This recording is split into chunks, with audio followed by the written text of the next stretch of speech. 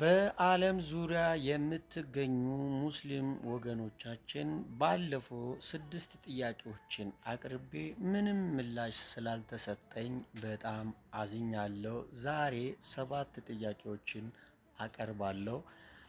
ለነዚህ ለሰባቱ ጥያቄዎች መልስ ሳትሰጡ ስለ ኢየሱስ ክርስቶስም ሆነ ስለ ጴንጤዎች ምንም አይነት ሐሳብ እንዳታነሱ ሲል በጌታ ፍቅር እጠይቃቸዋለሁ። በዓለም ዙሪያ ብዙ ሙስሊሞች አሉ። ከነሱ መካከል በሚዲያዎች የሚታወቁ በውጭው በአረቡ አገራት በተለይ እነ ዛኪር ናይክ እነ ሻሚል ይገኙበታል። ወደ ሀገራችን ወደ ኢትዮጵያ ስንመጣ አቡ ሃይደር፣ አህመዲን ጀብል፣ እነ ሁሱ እናም ሌሎች ሴቶችና ወንዶች ይገኙበታል። እኔ ስሜ ዮሴፍ ይባላል። እኔ ወንድማችሁ ዮሴፍ ለሚጠይቃችሁ ጥያቄ በቂ ምላሽ እንድትሰጡ ሲል በጌታ ፍቅር እጠይቃለሁ። ዛሬ ከሰባቱ ጥያቄዎች ከናንተ ከሙስሊም ምሁራን መልስ ፈልጋለሁ። ጥያቄ ቁጥር 1 ኢየሱስ እኔ ከዚህ ዓለም አይደለሁም ሲል ምን እያለ ነው?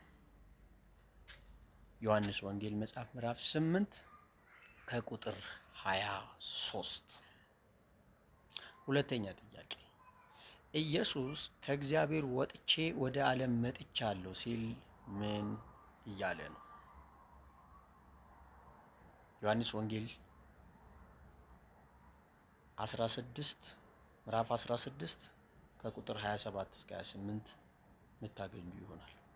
ሶስተኛው ጥያቄ ኢየሱስ እኔ የዘላለም ሕይወት እሰጣለሁ ከእጄ ማንም አይወስድም ሲል ምን እያለ ነው? የዘላለም ሕይወት ለሰው ልጅ የሚሰጥ አምላክ ብቻ ነው። ምንም ነገር የማይወሰድበት ከአምላክ ብቻ ነው። ኢየሱስ እኔ አምላክ ነኝ እያለ ነው። እመኑበት። እምቢ ያላችሁ እንደሆነ በቂ ምላሽ እንድትሰጡኝ በጌታ ፍቅር እጠይቃችኋለሁ። ኢየሱስ እኔ እያለ ነው እያወራ ያለው ስለ ራሱ ስለ ሌላ አካል አይደለም። በዚህ ክፍል አውድ መሰረት ትክክለኛው መልስ እንድትሰጡ ዮሐንስ ወንጌል መጽሐፍ ምዕራፍ 10 ከቁጥር 28 እስከ 33 የምታገኙት ይሆናል። ኢየሱስ የዘላለም ሕይወት እሰጣለሁ ከእጄ ማንም አይወስድም እያለ ነው። ለዚህ ሙስሊሞች መልስ እንድትሰጡኝ በጌታ ፍቅር እጠይቃለሁ። አራተኛው ጥያቄ ኢየሱስ በስጋ ከተገለጠ የ30 ዓመት ወጣት ሆኖ እኔ ከአብርሃም በፊት ነበርኩኝ ሲል ምን እያለ ነው? በአብርሃምና በኢየሱስ መካከል በሺዎች የሚቆጠሩ የዘመን ልዩነቶች አሉ። ኢየሱስ ግን ከአብርሃም በፊት እኔ ነበርኩኝ ሲል ምን እያለ ነው? ከነበረስ የት ነበረ? ከነበረስ ምን ነበረ? ማን ነበረ? ስለዚህ ይህን ጥያቄ ሙስሊሞች እንድትመልሱ በጌታ ፍቅር እጠይቃለሁ። ዮሐንስ ወንጌል መጽሐፍ ምዕራፍ 8 ከቁጥር 58 ነው ጥያቄውን ያነሳሁት። አምስተኛው ጥያቄ ኢየሱስ ራሱ አምላክ እንደሆነ እየተናገረ ነው። ሉቃስ ወንጌል ምዕራፍ 4 ከቁጥር 12 ራሱ እየተናገረ። ስድስተኛው ጥያቄ ለምንድን ነው ሙስሊሞች ኢየሱስ ነቢይ ብቻ ነው ወይም ሰው ብቻ ነው ብሎ የሚያምኑት? ይሄን ያልኩበት ምክንያት ከሰዎች በእውቀትም በኃይልም የሚበልጡ ከሰዎች ቀድሞ የተፈጠሩ የሰማይ መላእክቶች ኢየሱስ ጌታ እንደሆነ ተናግረዋል። ከኢየሱስ በፊት ማንኛውም የሰዎች ዘር በመጽሐፍ ቅዱስ ታሪክ ከዘፍጥረት 1 እስከ ዮሐንስ ራእይ 22 ድረስ የሰማይ መላእክቶች የሰው ልጅን ጌታ ብሎ ጠርቶ አያውቁም። ሰውን ጌታ ብሎ ሊጠራ ይችላል። እንደነ ሙሴ እንደነ አብርሃም ያሉ ሰዎች ጌታ ተብሎ በሰዎች ተጠርቷል። በሰዎች ችን አስምሩበት። በሰዎች ተጠርቷሉ እንጂ በመላእክት አልተጠሩም። የሰማይ መላእክቶች የሰውን ልጅን ጌታ ብሎ ጠርቶ አያውቅም። የሰው ልጅ ግን ሰውን ጌታ ብሎ ሊጠራ ይችላል፣ ጠርቶታልም። በስልጣንም በሀብትም በልጦ ሲገኝ ሰው በእድሜም በልጦ ሲገኝ ጌታዬ ብሎ ሰውን ሊጠራ ይችላል። ይሄ አክብሮታዊ ነው።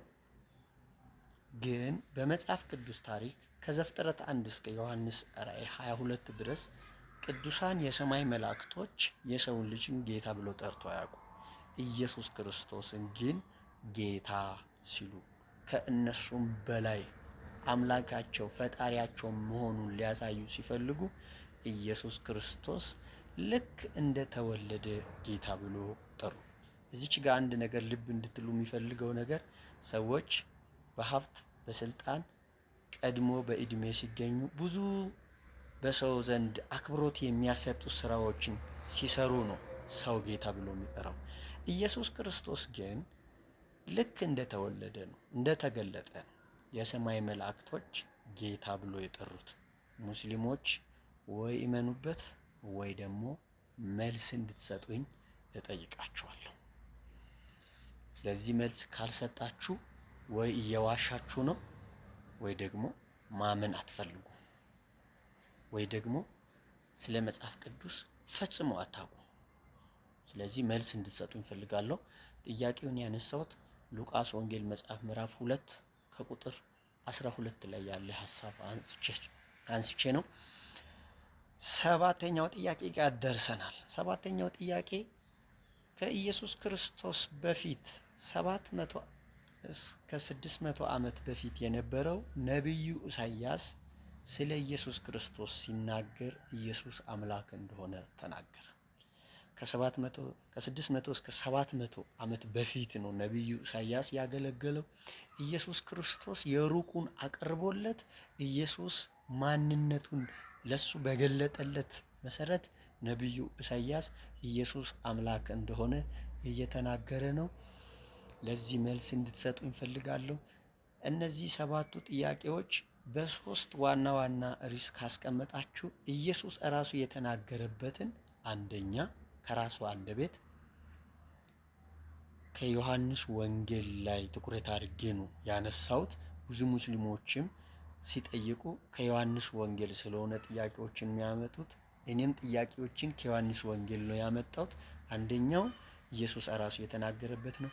ሁለተኛው ደግሞ የሰማይ መላእክቶች የተናገሩበት ነው። ሶስተኛው የሰው ልጆች የተናገሩበት የመሰከሩበት ነው። ሙስሊም ወገኖቻችን ኑ ወደ ኢየሱስ፣ እኔ የዘላለም ሕይወት እሰጣለሁ ከእጄ ማንም የሚወስድ የለም ብሎ የተናገረው እሱ አምላካችን ኢየሱስ ነው። ለሚያምኑት ሁሉ ይህ የሚሆን የዘላለም ሕይወት በኢየሱስ ክርስቶስ ተዘጋጅቷል።